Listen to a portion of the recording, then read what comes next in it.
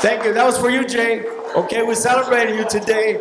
That was for you. I'm going to teach you the lyrics, and when you pass the baton to the next citizen of the year, you're going to sing it, okay?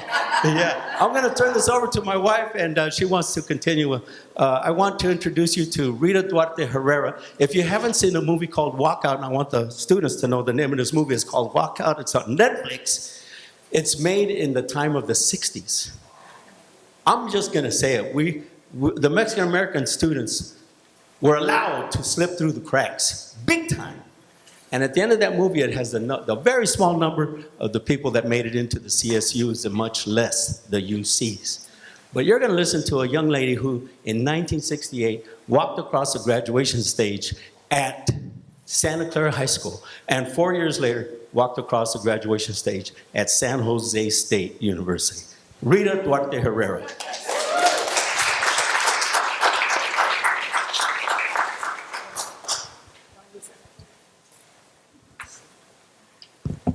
Thank you for aguantando my saying. Good evening. First of all, I want to say thank you to Joel for singing that song. I asked him to sing it to you. Mexico lindo y querido. Beautiful and beloved Mexico. We played that song for my father's funeral, and of course we cried and cried. My father would have wanted to be carried back to Mexico to be buried where he was born, and that is why we cried. So that song is very important, very significant, valuable in our family, in our cultura, our culture. When I was a child, I called myself Mexicana, and I called all of the other children in the school, they were all white, Americanos. Later, I called myself Mexican American. I learned I was also American, Mexican American. Now I identify as a Chicana, a California Chicana. And that word means something about power and something about reclaiming my ancestry and loving my heritage. Mexico is beautifully diverse. Each of the 31 states is rich in indigenous and Spanish history and culture, and in global diversity, global. Each community has unique foods, unique clothing, arts, music, traditions. Joelle and I love traveling, and we have traveled to many regions in Mexico.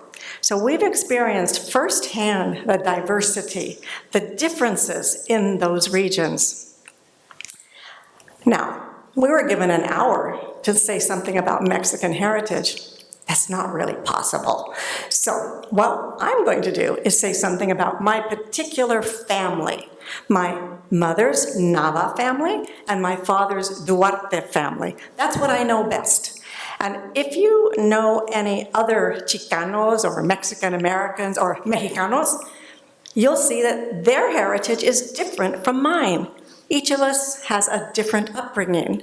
And I know you would say the same thing about your heritage compared to others who have the same label. Hopefully, this deeper understanding of my family and Joelle's family will encourage you to know others and learn more about other parts of Mexico. So, let's start with my father.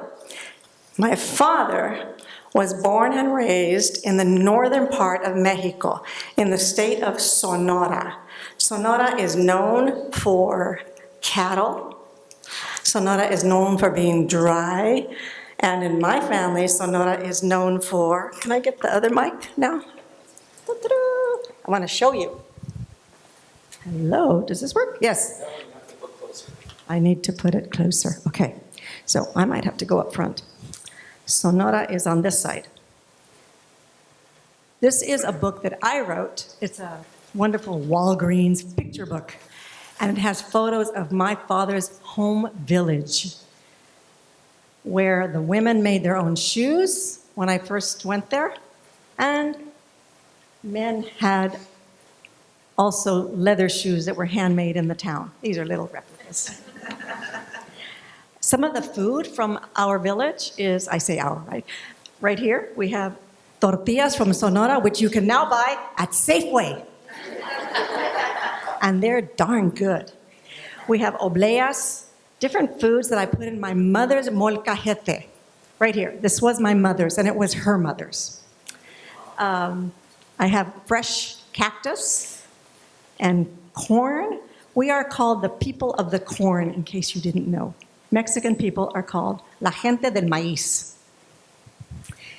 Over here, I have something from my mother's side. My mother was from 2 different states. Her father was born in Jalisco, the home of the mariachi.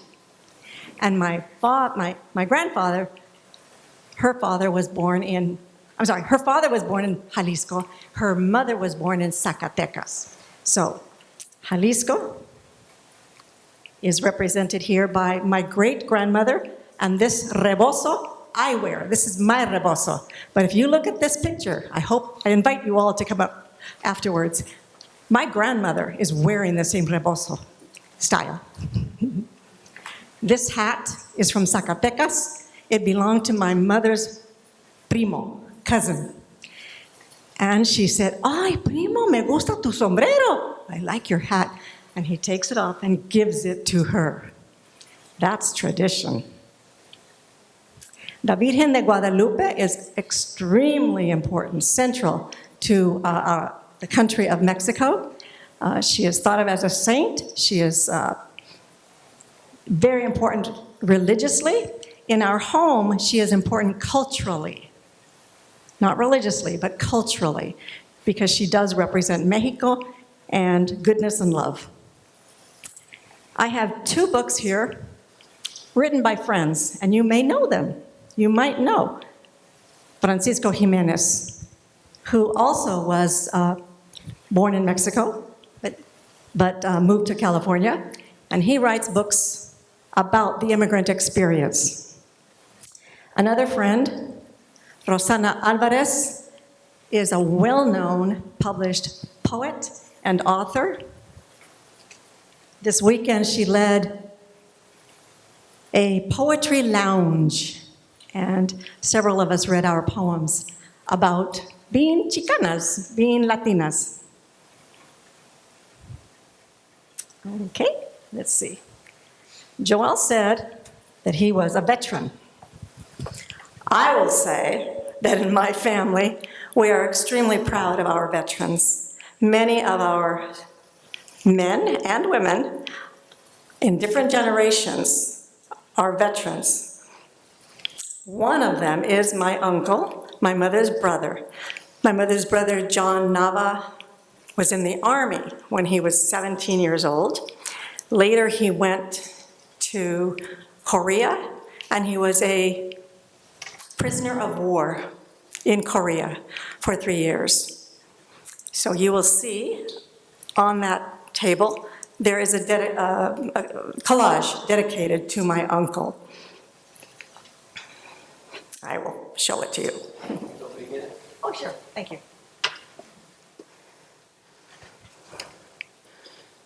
Thank you. In California, where most of my cousins live, most of the family, the elders who moved from Mexico to California live in this area. And we were a very close-knit family in San Jose, very close-knit Chicanitos. And then things changed economically in San Jose. And I don't have to tell you what happened. If you've been here 10, 20, 30 years, 50 years, I've been here 75 years. My cousins can no longer afford to live here. So we were very close-knit. We saw each other in person frequently. Now they have spread out and they live in other parts of California that are more affordable. That's kind of sad for me, but it's true for a whole lot of people I know. We are now digitally close and we digitally communicate frequently. They live mostly in California. Some are in Arizona. Half of my cousins live in Mexico. And so Joel and I visit them every 2 years at least. And that is a very important part of my life. It's true for many of us Mexican heritage people that we stay in contact with our families in Mexico. We are bicultural. Some of us are bilingual, and I can say that I am. So you've seen some of the artifacts, some of the books and pictures. I invite you to take a closer look when we are finished here. And we are going to start now a Q&A. So we're going to invite you to come up and ask questions of the two of us. Okay, Joel. Oh. I'll take a chair. Actually, if anybody has a question, I could bring you the microphone. Yes, ma'am. How did I meet Rita? Oh, I love that. I'm going to pay you something, $20, something. Okay. I just want you to know that if a relationship doesn't work out, there's hope. Okay? Because I became something I never thought I would be. So I don't want to go there. But anyway, I'm in my 30s now, my late 30s, and my best friend asked me to christen, like baptize his second son. And he had hurt my feelings because they didn't ask me to baptize the first one. Anyway, I said, sure. I said, yes. So the last Sunday in May, 1989, which is Google tells me is May 28th, because Siri, what was the last Sunday in May in 1989? That tells you, So May 28th. My best friend's mother was going to the same church as Rita. And so we walked in there to do the ceremony. And at the time, I was feeling like, it's time for me to reignite my spirituality. We are all divine creations of the Great Spirit. And it was time. I had lost touch with it. So I go, they don't call them sermons, they're like talks. So I really like the Sunday talk. I said, I'm gonna come back. And I said, ooh, who's that? I hope he comes back. So anyway, what happened was I started going back. We are both believers in something called the science of mind. Go to CSL, CentersForSpiritualLiving.org to learn more. It's not a religion, it's a spiritual philosophy. We do not proselytize. We believe in God. We do not believe in the devil. There's differences.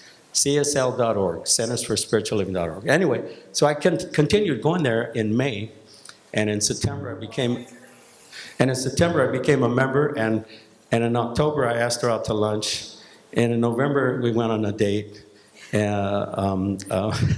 Anyway, that's where we met. Thank you for your question. It was a long one, but I love to tell that story. And I love to say, we went out 11 times, did not hold hands, did not kiss.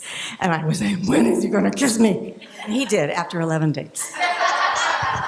That's because a relationship guru was telling me, do not even, get to know him as just an acquaintance first. You're not there to hold hands, get to know each other before you do anything. Yeah. We'll be celebrating our 36th anniversary this coming June. Yeah. And the day before we got married, we became your neighbors. We live on Lanark, which is one street over from Sable. And the house actually was registered in our, my name and then her maiden name, because the paperwork fell due the day before we got married. And then the first time we refinanced, we changed that. But I met Rita Duarte and I asked her if she would accept Herrera. She said yes, so she's Rita Duarte Herrera. Yeah. Any questions about Mexican heritage?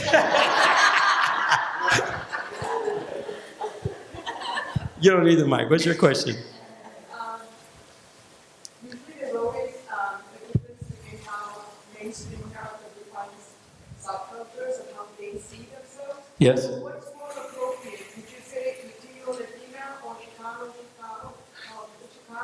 What's more appropriate? Well, I love your question. What's more appropriate? Rita, why don't you start with that one and I'll add. Start. Each of us defines our self, and some of us define ourselves as Chicanas. That's me. My cousins might say they're Mexicanas, They might say Mexican American. They might say Latinas. They might even say Hispanic. It depends on the individual and the information that they have and their beliefs, and in my case, my politics. Chicana, power. No, but I'm really glad you asked that question. I want to put a little more on it because just being aware, just being conscious of it. But there are, some labels we give ourselves and some labels people give us. And there's one that people give us that I don't call myself, And I'm never offended if people use it. But we have something called Hispanic Heritage Month. And I'm like the author, Sandra Cisneros. Rita and I saw her speak several times. I actually had a little crush on her, and I told Rita, man, I just have such a big crush on Sandra Cisneros. And she let me kiss her on the cheek, and Sandra Cisneros kissed me in front of Rita. So anyway, I say that because Sandra was speaking one time, and we went to see her at the La Biblioteca on First Street, and she had this big thing here, a tattoo on her arm that said "Pura Latina," and all Latina, and the reason is because she had just come out on the cover of Hispanic magazine, and she says, "Me and that word Hispanic, we never got along." She says, so on the cover of the magazine, I made sure I'm standing there and it said "Pura Latina." She's showing her arm. So the labels are important. Like my dad would never call himself a Chicano. He would not. My uncle's generation, they're like, "Get away from me with that word. Get away from me. I'm a Mexican, And, it's like an umbrella term. I'm so glad you asked this. Like if you say Asian, who is that? If you say Latino, who is that? Because it could be from Honduras, could be from Guatemala, to be Latino or Hispanic, Or Brazil, that's right. Yes, that's right. It depends on which term you use. My thing on terms, this is just Joel speaking now. Because, how many of you know the name Damien Trujillo? Okay, he has a show every Sunday that's called La Comunidad del Valle. If you want to dial in a little bit to the Mexican American or Latino community, put that on record and just watch it. Okay, so one Sunday I'm watching it. If I go too long, you just take the microphone from me. It's like. So one Sunday I'm watching it, and it was a generational discussion about the word Latinx and the word Latino. Now, this is a professor. Her name is Julie, okay, I don't remember her name. A Chicana professor, Julia Curry, Dr. Julia Curry, and a youngster. I say youngster because I'm 73 and everybody's most of the time younger than me. But she was, out of college, and she was saying we're Chicanx, and Julia saying no, excuse me, that's not a word. I'm not accepting that. So they had their own little intergenerational discussion. They never came to agreement. But it's kind of like, are you Ms? Are you Mrs? Are you Miss? And a lot of young people don't understand it or know where Ms. came from. Okay, you're off topic. Next question. Let's get a question from a former National GI Forum queen. Lorena, you told me, right? This isn't a question per se. Yes, 2003 was National National GI Forum queen. It's not a question, but I think something that's important for people to understand about our culture too, and landmark decisions, Westminster, Mendes versus Westminster, and how Mexicans really played a pivotal role in desegregation before Brown v. Board of Education. It was one of the, what do you call those? Monday? Precursors, yes, to really set it up. So that's something I always like to share. And in addition with Cesar Chavez, his very first boycott was where the Mexican Heritage Plaza is. That was a Safeway. So this is really very historic area for Cesar Chavez and just the movement of unionization. Thank you. I want to say thank you to Sita, if you would please stand. Sita helped us organize, get ready, prepare for this presentation. I want to thank you so much for all of your loving attention.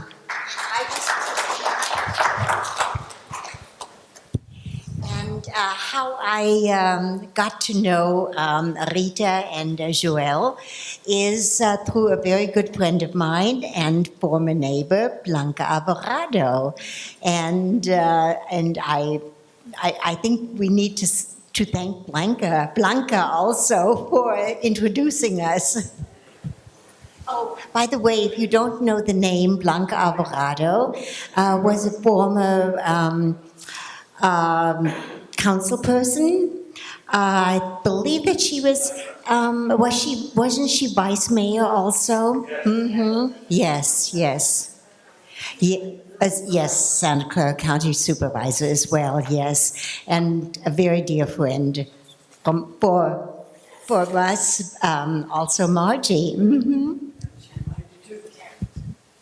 She's become family to us, so we adore her. We love her. Yeah, Doña Blanca is what I call her out of respect. You've seen The Godfather, Don Corleone. Well, in the Mexican culture, it's Don for the men and Doña for the women, and I call her Doña Blanca on purpose to signify my respect. Okay, I do want to say one thing. I want to follow up on what Ms. Chavez. First, I got to get a picture with you later, because right now I'm currently the state commander for the American GI Forum for California. But I want to say something that what we've been through here in California, not so much in Santa Clara Valley, but it's been something that our people have dealt with. And both of us, we believe in love, peace, and harmony. Let's cooperate. Let's take care of each other. We're all relatives. We're all creations of the Great Spirit. And so I'm not going to sit here and argue with anybody about what I call, or, if you call me something I don't like, I'm just going to get out of your space. I'm going to move away from you. But I want to go back to what Lorena was pointing, Ms. Chavez was pointing out, about the court case. Because Brown versus Board was significant, and we studied that in high school and college. But actually, 7 years before that, there was a Mexican-American family that challenged the segregation that existed. Your kids cannot go here because they're Mexican. And they won. And it was real in my own life. In the 40s, my mother went to have lunch with my dad. They were married, and she was pregnant, and she walked over there. And when she walked in the restaurant and sat down, they said, "What are you doing here?" They said, "Well, I came to have lunch with my husband. He told me to come and have lunch with him." "We don't serve Mexicans here. Go in the back." And that was in the 40s. Now in the 60s, I'm a 9th grader at Overfell High School. We go to visit our cousins in Texas, a little small town called Ozona. And, we're saying, let's go do something fun. Don't you all have a bowling alley? They go, "Yeah, we have a bowling alley. It's on the other side of the tracks, on the other side of town. And they don't let Mexicans bowl there." Now, this is 1967, and I'm thinking, what?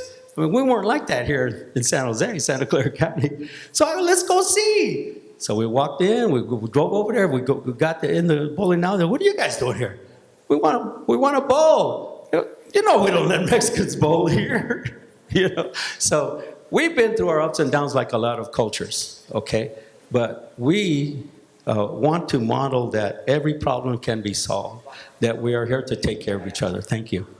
And it's not a problem, but one of the issues is the time it is right now. It is now time for you to take a look at the display, and Sita asked me to bring some snacks. And there's a whole table of authentic Mexican snacks. So we need to really stop because we are way over time. That's why I said that. Supposed to be out of here at 8:30. So here's the deal. We need to bring one more person up that wanted to make an announcement from San Jose, from Beautify SJ, Marisol Barahona. Thank you so much, and I realize I'm the only thing standing between you guys and the snacks, so I'm gonna go quickly. This was so beautiful. I just want to say that this was amazing. It touched my heart as a firstborn daughter of immigrant parents. So thank you. Sorry, so I'm with Beautify SJ. I'm really excited to be here. What we do, I work with neighborhood associations, and so I just wanted to introduce myself. In the past, we've worked with 7 out of the 10 districts, and now we are working with District 4. What we do is we organize community neighborhood associations, and we bring resources, we bring workshops and trainings to help build up neighborhood associations. So I know we work with UNSCC. Tomorrow we are going to be having a training if for some of you that need to learn how to do your reporting on the BSJ grant for Cycle 7. We are doing a training there. UNSCC will be there and the Beautify SJ team will be there. So if you have any other questions, I have my business card, I have the information. And also if you do need to update your information on the city website with the maps that we're working on updating all that, connect with me so that I can get all your information and we can update that on the city website. That's it. Thank you so much. Yes.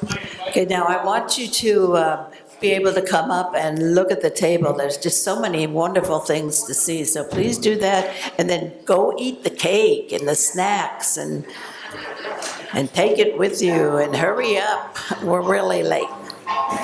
Thank you all for coming tonight. It really was a great presentation.